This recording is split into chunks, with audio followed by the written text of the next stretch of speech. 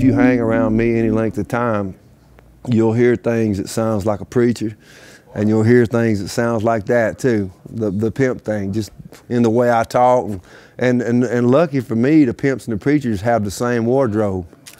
So I can go to church, or I can go stand on the corner and turn somebody out. Born in Tupelo, Mississippi, Paul Thorn was raised by the same spirits and some of the very same people who matured a young Elvis generations ago. Paul still lives in Tupelo and is writing and recording some of the most emotionally restless music of our time. As we sit there eating chicken, it hits me like a truck. I don't like how folks I love. People mean well, but sometimes you have to, you know, pepper spray people in the eyes. It's just part of life, you know. Now Paul is telling us another layer of his fascinating history. His 9th album, Pimps and Preachers, paints an intriguing family portrait. His father, a Church of God Pentecostal minister. His uncle, a pimp, with the street as his employer.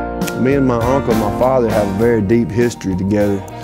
And so I had the church upbringing, and then I got to hang out with my pimp uncle, who taught me a lot about the dark side of life, and actually prepared me for what I'm now doing out in the broader world, you know. As different as they are, Pimps and Preachers, they do have similarities, and one of the obvious ones to me is they both have tremendous people skills.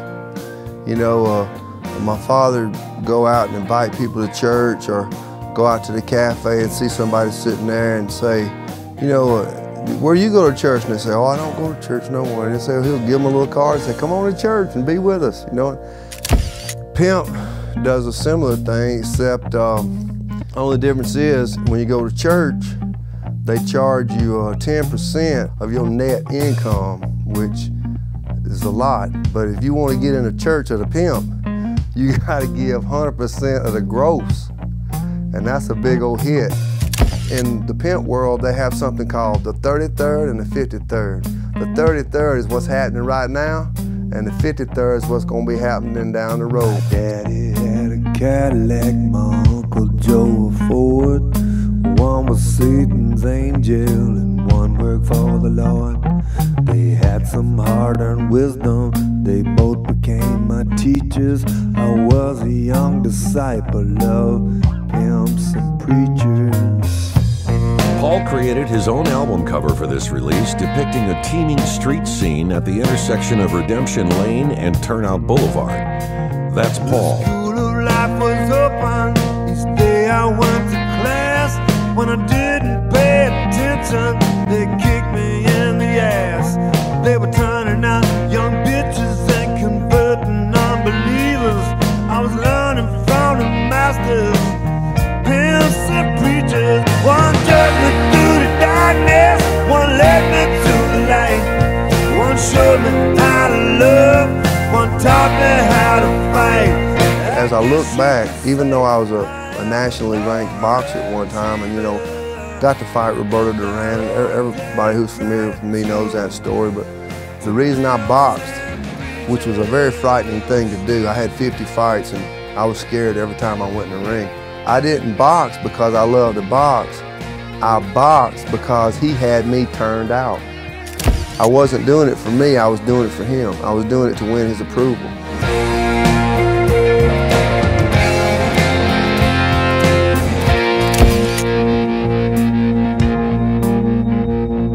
And I'm thinking about starting a religion myself where, and it's called Pimps and Preachers. And to be a member of my church, you only have to come once a year, and that's when I visit your town to perform. You come to the show, you buy the $15 or $20 ticket, and then at the end of the show, you give me a $20 love offering, and I give you a free CD. And think about it, all them other Sundays, you can just sleep in and be blessed.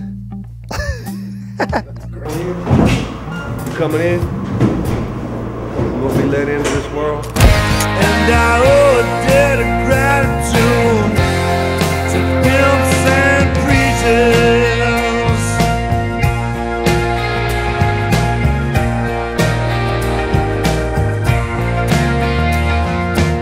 Every single year since I've been doing this, my audience has grown just a little, my record sales have grown just a little, and it's never stopped.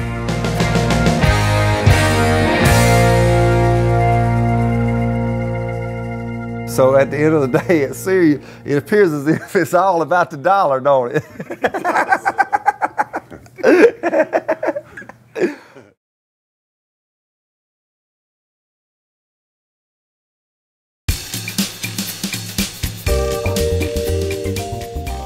You know, a lot of people, they say, Paul, what's it like on the road? How do y'all travel? Well, we travel well. This is a very nice van that we travel in. Everybody's got their own bench to sleep in. And since my name's on the CD, I get to inhabit the artist lounge back here, where my bunk is like 6 inches wider than everybody else's. This is where I come back to, you know, relax and just have some me time away from the band. In the floorboard, I've got a lot of stuff that fans have given me on this trip. We've been out for a week-long run, and one of my fans that knows I collect TV show lunchboxes gave me this Mickey Mouse Club lunchbox from the 50s or 60s. It's got a thing here, you can put your picture, you can glue your picture onto it, put your name and address.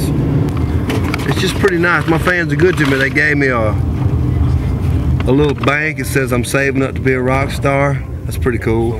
I got this blanket I got at the world's largest flea market, and I use this when I get a little drowsy, which I'm kind of getting right now.